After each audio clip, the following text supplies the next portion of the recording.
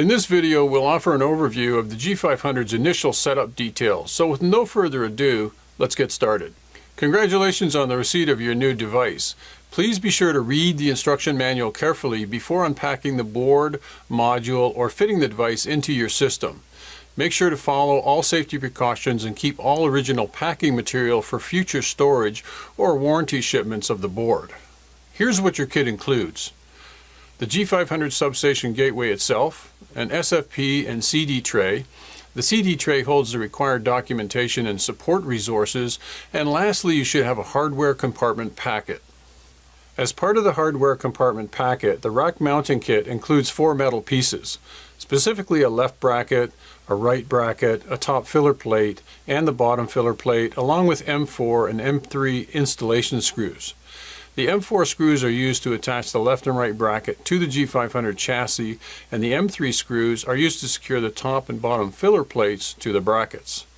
The G500 is mounted in the 3U slot of a 19-inch rack by the use of 6 screws that are compliant to IEC 60297-3 standard with an STD hole pattern.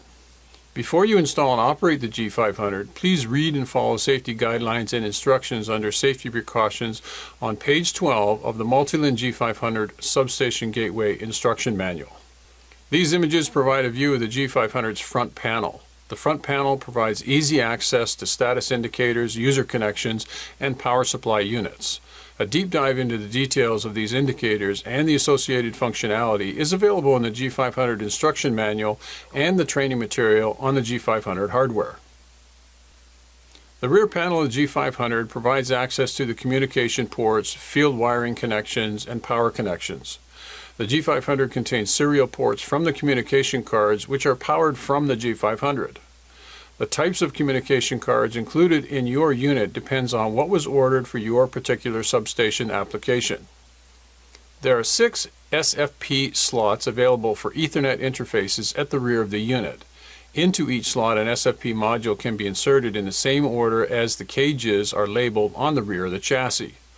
The single notch in the tray corresponds to the SFP cage labeled 1. The hardware compartment packet also includes the connector set, which includes 2 power supply connectors, 1 alarm connector, 1 iRig-B input and output connectors as shown in the image. The iRig-B input and output connectors are keyed and can only be installed in the corresponding positions. Once the unit is powered up, look for the power, CPU, and Ethernet indicators.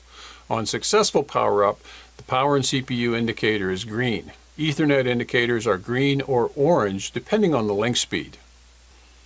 To implement G500 redundancy, a list of components will be required. Redundancy requires 2 identical model and configuration units and 0, 1, or 2 RS-232 switch panels when connecting to RS-232 devices. RS-232 switch panels are not required when connecting to RS-485 devices.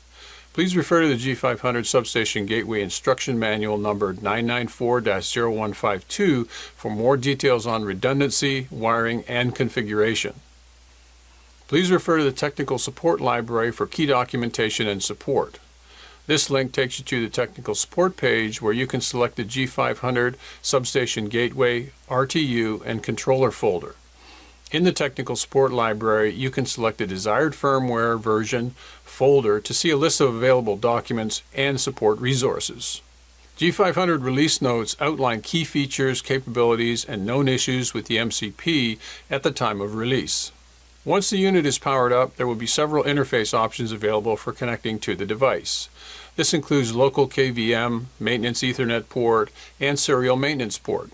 Please refer to the next video on G500 Access to get more information on the connection and interface options. Thanks for watching, and good luck with your studies.